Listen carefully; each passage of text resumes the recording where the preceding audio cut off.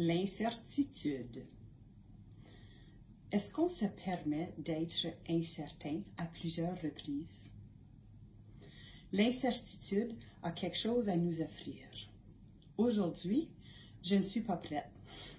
Lorsque j'ai choisi le sujet d'incertitude, je me suis dit, pourquoi pas faire une vidéo sans me préparer, d'être incertaine qu'est-ce qui va sortir et qu'est-ce que je vais faire. Une grande incertitude, un niveau d'anxiété, un niveau de confiance, de laisser l'énergie passer et que quelque chose qui va sortir, le plus que je parle, peut-être qu'il va avoir une inspiration de quelque sorte. Ou est-ce que la préparation, c'est obligatoire?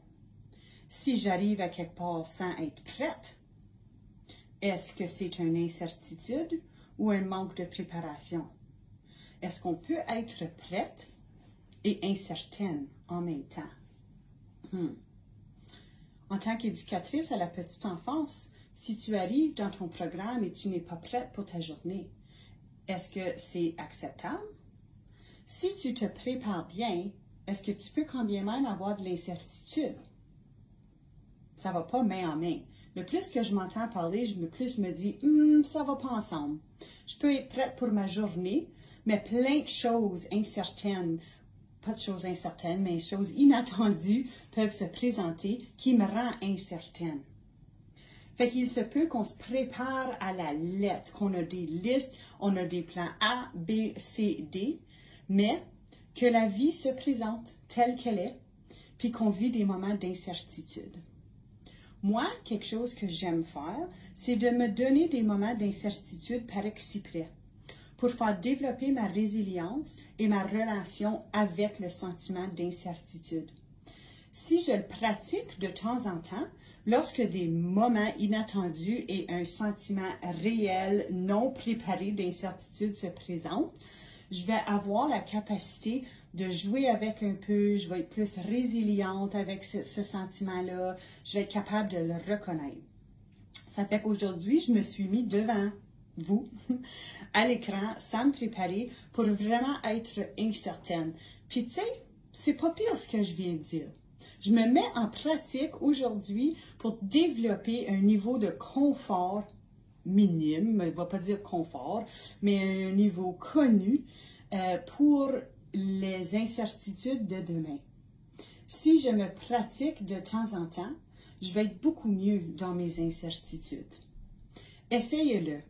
Qu'est-ce que tu peux faire aujourd'hui pour vraiment explorer ta relation avec l'incertitude? Comment te sens-tu lorsque tu es incertaine? Est-ce que tu es confortable? Inconfortable? Est-ce que tu paniques? As-tu besoin de prendre de grands respires?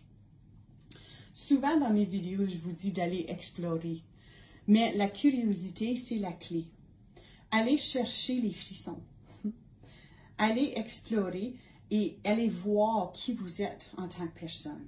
Quelle est ta relation avec l'incertitude? Parce que la mienne aujourd'hui était pas pire. Je n'étais pas prête, je n'ai pas fait de recherche, je n'ai pas écrit quelque chose ou vraiment me préparer à fond, mais c'était un beau message. Est-ce que je me suis lancée dans l'inconnu? Pas vraiment. Ça fait longtemps que je connais l'incertitude. C'était pas un sujet inconnu pour moi. Juste un peu incertaine de où ça allait aller aujourd'hui, ma conversation avec vous. Ça fait que dans ma pratique, j'ai une certitude dans mon incertitude. Ça fait que allez explorer. Quelle est ta relation avec l'incertitude?